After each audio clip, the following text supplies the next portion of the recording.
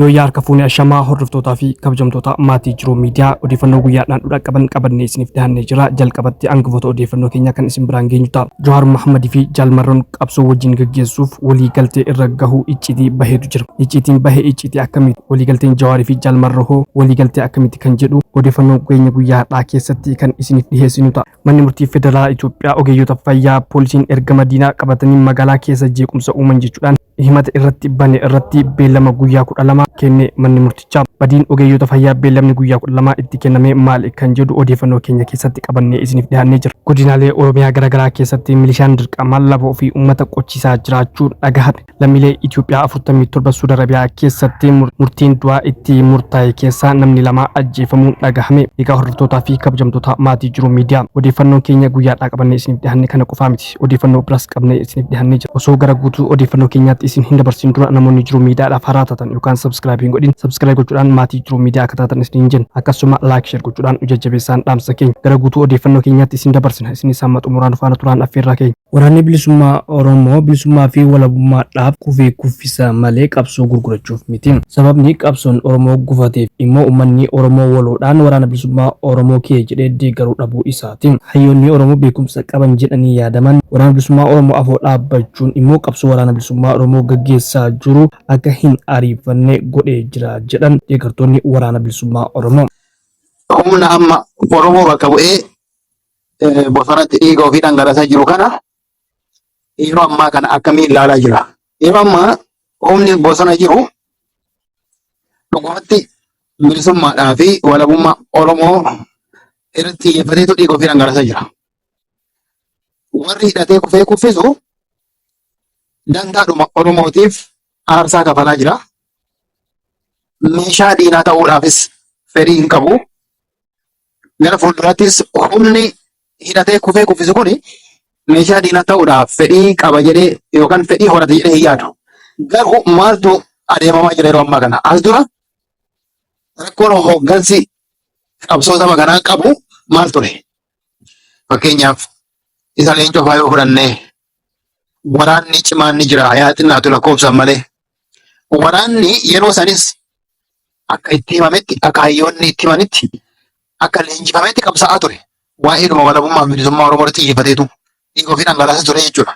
Garuu hooggansi ganamitti kallattii qabsoo saba kanaa fudhate.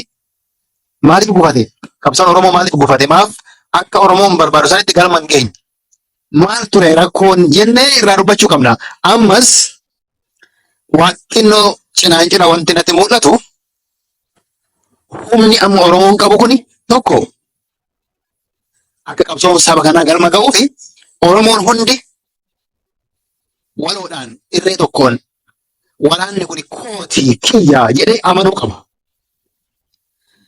Hirrina jiru sirna qabsoo saba kanaa keessatti yookaan adeemsa qabsoo saba kanaa keessatti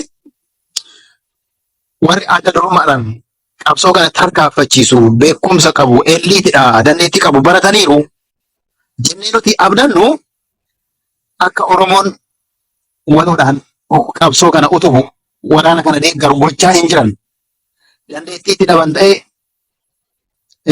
ni dhufan ta'ee yookaan immoo ergama biraa keessatti qabu ta'ee naaf hin galle wanti riyaaliitiidhaan amma argaa jirru humna Oromoo ta'uu qaba isa jedhamu kana eeyyeen humna keenya abdii irraa qabna Oromoon gamtaadhaan jechuu danda'uudha qaba. Gamtaadhaan Oromoon humni kun keenya jechaa hin jiru. Waraana kana kan deeggaru murna muraasatu jira. Kan balaaleffatus akkasuma Oromoodhuma ta'e. Egaa Oromoo ta'ee humna Oromoo kana kan balaaleffatu sababni isaa maali? Isa balaaleffatu san bira jira moo rakkoon hooggansa qabsoo kana adda durummaadhaan tarkaanfachiisu bira jira? Waan jedhu irraa dubbachuu qabna. Waraanni bosona jiru akkuma reefu dubbadde aarsaa kafalaa jira. Shirra achi keessatti hojjetamu hin beeku. Walabummaa fi bilisummaadhuma Oromootiif aarsaa kafala. Garuu akka Oromoon humna tokkoon waraanni kun keenya jedhee abdiidhaan utubu qooda taphachuu kan qabu hooggansa caasaa jiru warra siyaasaati, damee siyaasaati jechuudha. Kan ammoo gochaa hin jiran. Sababni isaa dadhabina damee siyaasaati. Oromoodhaaf qabsaa'a yoo ta'e dhugaadhuma Oromoodhaaf galma ga'iinsa dantaa saba kanaatiif qabsaa'u yoo ta'e dandeettii Oromoo hunda ofitti deebisanii akka isaan waraana kana utuban gochuu qabaachuu qabu. Dandeettii san qabu ni qabu yoo ta'e Oromoo meeqatu amma humna kana utubaa jira? Achirratti xiyyeeffachuu qabna. Qabsoon kun kan Oromoo ta'uu erga irratti walii galle, qabsoo haqaa ta'uu erga irratti walii galle, sababni Oromoon mootummaa deeggaruuf maaliif? Warri mootummaa keessatti aangoodhaaf mindaan kafalamaa fi jiru faayidaa irratti hundaa'aniitu mindaatu kafalamaa fi mootummaa utubuu danda'u. Garuu Oromoon mootummaan mindaa hin kafalleef Oromoo qulqulluu ta'ee mootummaa kana kan utubaa jiru hin jiru ni jira. Mootummaan kan Itoophiyaati. Mootummaa Itoophiyaa ignoor goone akka Oromootti waraanni kun kan Oromooti jennee irratti xiyyeeffachuu, utubuu, deeggaruu maaltu nu dhooge? Hir'inatu jira jechuudha. Keessattuu tibba kana, asaana kana waa hedduu dameen siyaasaa yookaan hayyoonni amma tokko beekumsa qaban jennee yaadnu maqaa qabsoo saba kanaatiin haalli ittiin waa'ee aangoo qofarratti xiyyeeffatanii tarkaanfachaa jiran uumamaatu jira jechuudha. Kana yoo jedhu waraanni bilisummaa Oromootiif qabsa'a, walabummaa Oromiyaatiif qabsa'a.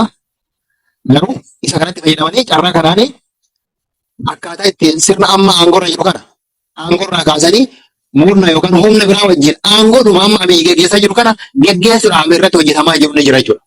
Inni kun danda'a Oromoo galmaan ga'a. Oromoon kana barbaada. Oromoon qabsoon saba kanaa humna gita qabsoo saba kanaa ta'e waliin walitti aliyaansii uume sirna kana diigee Itoophiyaa irratti aangoo qabachuudha dantaan saba kanaa.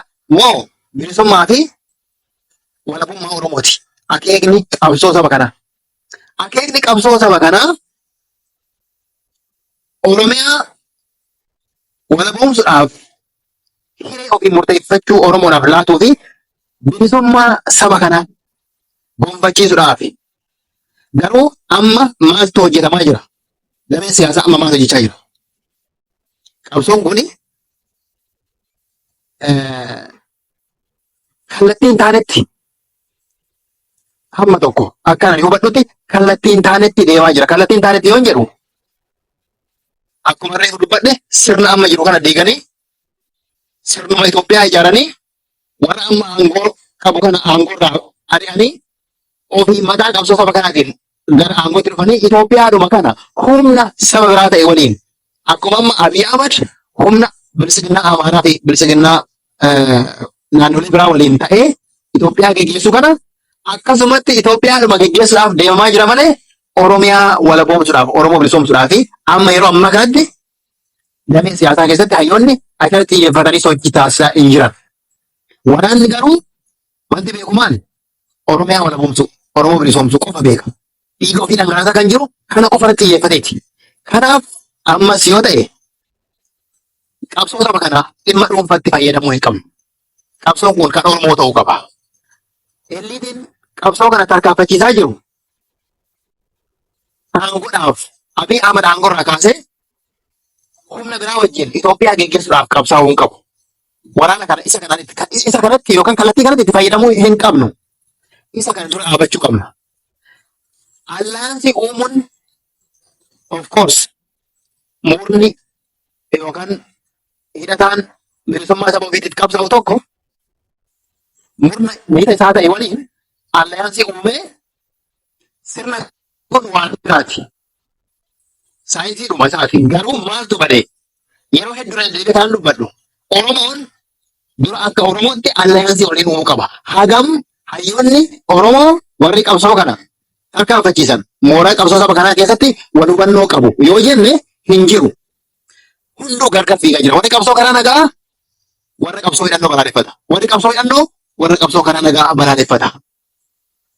Osoo kun jiru osoo Oromoon wal qabatee qabsoon kun keenya jedhee irree tokkoon hin utumne humna biraa wajjin allaansii uumuun ammallee qabsoo kana gufachiisuu fi aarsaan taane Oromoo kafashiisu ta'a.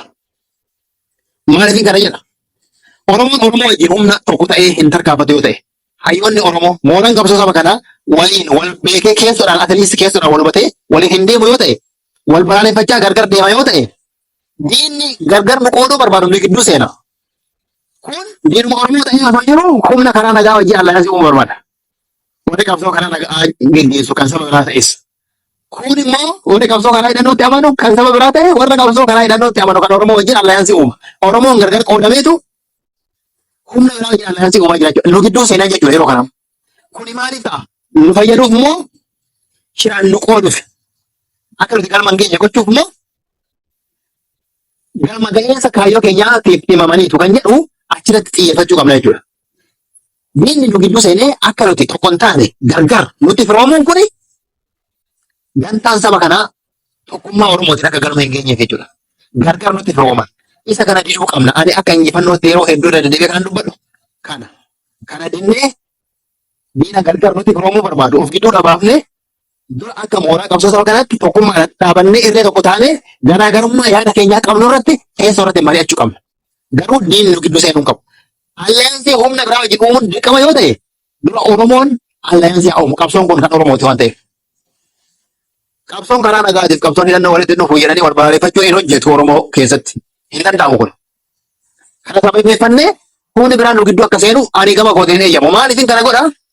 Fakkeenyaaf qabsoon Oromoo yeroo ammaa hidhannootti amanu kun qabsoo biraa wajjin kan saba Oromoo hin taane wajjin walitti hidhata uumee osoo mootummaa kana diige mootummaa kana kuffisee osoo duratti dhufe humni Oromoo ta'e immoo kan qabsoo hidhannoo kana walitti dhufiinsa hin qabne suni deebi'eetu marroo faana mormuuf deema jechuudha. Fakkeenyaaf Daawudii fi Mararaan hariiroo marroo wajjin hin qaban yoo ta'e amma akka Oromootti quba walii qaban yoo ta'e ati qabsoo kana nagaa tarkaanfachiiftaa ani immoo qabsoo hidhannoo tarkaanfachiisa walitti dhufnu jedhanii walitti hibanii gara allaayansiin humna biraa wajjin uumu yoo ta'e injifannoo yoo galmaa'es mootummaa kana diiguu yoo danda'ames boru Oromoo ta'e humna biraa tokko sanatti galee marroo faanaan falma jechuudha.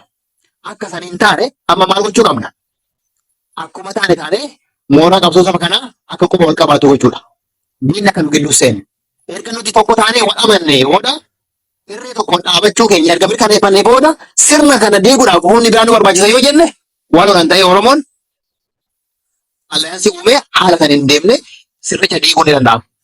Garuu haalli amma itti deemamaa jiru kanaan waliin qabatu qabsoon kun ammallee kallattiin taanetti akka hin deemne warri qabsoo kanaaf dhimmamtan isa kana gadi fageenyaan laalaati akka furmaata argatu godha irratti hojjedha akka salphaatti ilaalinaati qabsoon saba kanaa ammallee ijoon taanetti cabuuf deema irratti xiyyeeffachuun gaarii jechuun barbaadee fayyaa ta'a. Wixineen labsii lammiilee biyya alaa Itoophiyaa keessatti lafaa fi mana horachuu dandeessu yeroo jalqabaatiif kaleessa paarlamaaf dhiyaate. Wixineen torbaanota dura mana marii ministeerotaan irra ga'e kun heera mootummaa kan faallessu ta'uun miseensonni paarlamaa kaasuun mormanii jiru. Wixineen kun mirga abbummaa fi mirga itti fayyadama qabeenya lafa lammiilee kanaa sharafuu akka ta'e paarlamaa Itoophiyaa irratti ka'eera. Gama kanaan labsichi investimentii akka jajjabeessu, ce'umsa teekinooloojii akka jajjabeessu, miseensummaa manneen jireenyaa kan babal'isu, carraa hojii lammiilee hedduuf akka uumu wixinicha irratti ni ibsa.